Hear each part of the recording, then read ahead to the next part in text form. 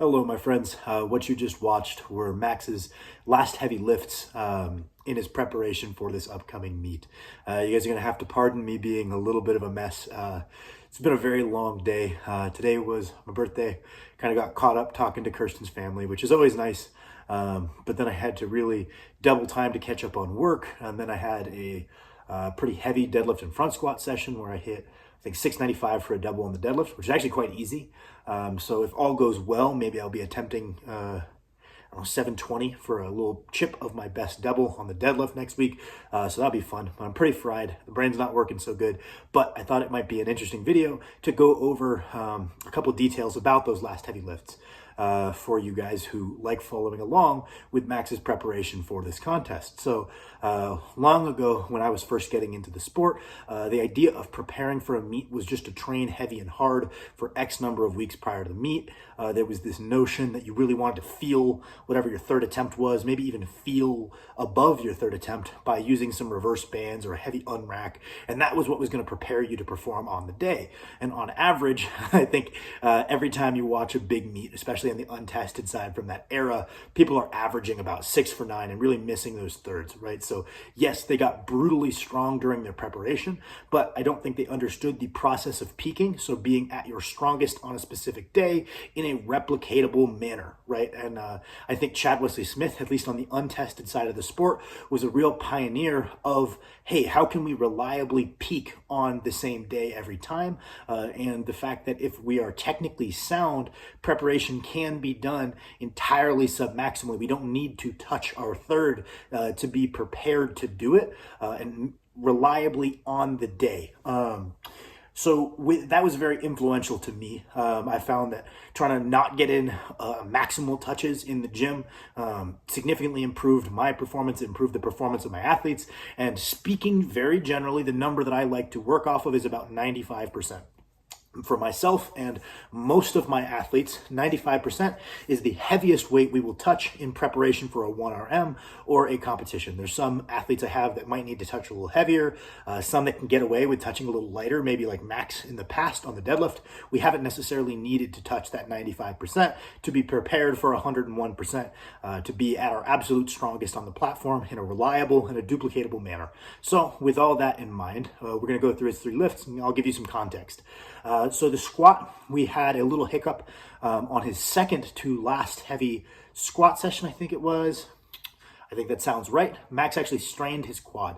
So he was smart. He didn't try to force the top set. He shut the session down. I think he handled it in a very professional manner. He said to me, "Hey, Sam, I tweaked my quad. I'm going to meet with the physical therapist, Billy from Prime Physiotherapy, who helps us out."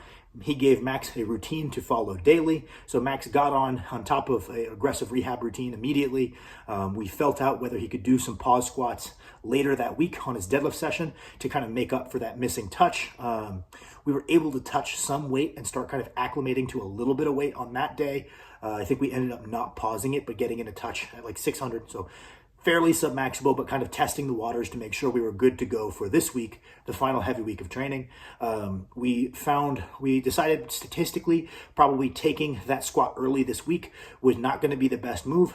We probably could give him a little bit more time and just like whatever that percentage chance he makes it worse, we're going to try to put that last heavy squat on the day we feel that's the lowest. So we pushed that last heavy squat to the same day as his last heavy deadlift, which would be, I believe it was yesterday, Friday, and it ended up going well. We ended up doing a squat deadlift session where he hit his last heavy squat and his last heavy deadlift in the same session, which is cool because it's got some specificity to a meet.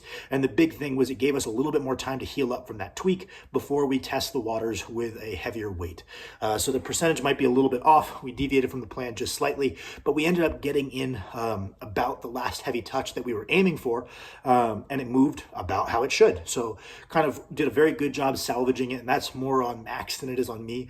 We kind of put our heads together and decided, okay, well, it's not so bad that this meet is screwed, right? With that in mind, what are the steps we need to take to maximize our percentage chances of making it there, not just in one piece, but as close to maximally prepared as we can. We kind of came in when we were going to get our touches, when we were getting some light touches, medium touches, heavy touches, and it ended up working out quite well. So little hiccup, and most people don't make it through preps lifting at a reasonably high level with no little hiccups. I think that's a kind of a misconception, is that high level lifters are just coasting through their preps easily every time. No, high level lifters are clever about how they can go through preparing for a contest and show up good on the day with the normal little hiccups that occur during a preparation. It's once in a career that once you're really strong, a prep goes without any hiccups, you know? That's why I always hate when people have what is ultimately a minor hiccup and they pull out of the meet because it wasn't perfect. And all the other people also aren't having perfect preps, but that aside, moving on to the bench press, we found on the bench press, we have a very hard time getting Max to reliably peak and PR on the platform. So instead, we take approach that I think some very smart coaches, especially on the tested side of the sport, are almost moving back towards, which is just say like, hey, let's just over prepare you. Let's get you to a state where we can reliably every third or fourth week be hitting the weights roughly that we want as a third. And that way we're not expecting the all-time PR on the platform. We just try to over prepare and then work within our means on the bench, because it tends to be the lift that's a little harder to reliably peak out on the platform. And generally I maybe look for guys to be a little bit over prepared for their numbers, or select numbers that they're over prepared for. So much the same. Max's best bench off the top of my head I think is 460. So we worked up to 450. That's over 95% obviously. Sometimes we'll even take a PR in training and then attempt a little bit less in the meet, just due to issues with reliably peaking it out at the exact moment. We have rather aim for just over preparation on the bench. I think there's lots of good benchers that don't save their heaviest benches for the platform. They're just good benchers. They show up and they do a good bench on the day. And that is the approach that we've had a greater degree with success with for Max. And then the deadlift. We work most of his percentages off of our goal of 800, whereas usually we work our percentages off whatever his max coming into the training cycle was. But because we didn't have the leisure, most contests, right, you can pick your weights based on how the preparation went. You're like, okay, well, I think I'm prepared for this number. I'll take my third at this number. We came into this prep with some numbers in mind to aim for a 2K total and to aim for an 804 deadlift. And because we had numbers in mind that were not going to be informed based on how training went, we're going to try to get those done. I ended up working his percentages off of that 804. The 750 is a little bit below that 95% marker, because Max has historically been able to get away with touches as low as 91% being his last heavy lift, and had a very successful singles week. So we have a little bit of leisure there, but I think 750 is the heaviest he's ever gone for a last touch before a max, and it moved amazingly. That was prep salvaged. Everything went good. That was as good as it could be. I am quite hopeful that our chances at that 804 is pretty good. That went about as well as it could. There was no major hiccups there. He was able to get his touches in each week. It took us a little bit longer to get our deadlift in line, especially because we were working off of those more aggressive percentages of our goal rather than the conservative percentages of where we were at coming into this training cycle. So we had a bunch of weeks in a row where we're like, oh man, are we really on pace for this? But we put in quality volume. We made sure we emphasized technique over putting in rep PRs at a worse quality. We made sure that maintained like a priority, and put in a lot of work to the accessories, knowing that the combination of that good technique laid down early, pushing the accessories to put on relevant muscle mass.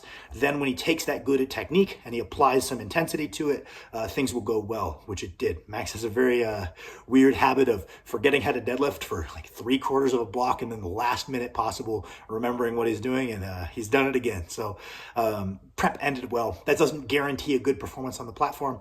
There's so many things that can go wrong. I'm not going to pretend like I'm some mastermind coach who can guarantee a performance. I think Max is an excellent athlete who has a very good propensity to show up on the day. Usually he will outperform whatever he can do in the gym in competition, but that's not a guarantee, right? So, but I think we're as prepared as we could possibly be. So we're gonna get her done and raise hell. So thank you guys for watching. Sorry if I would ramble a little bit. I am really tired, but I appreciate you guys watching my videos.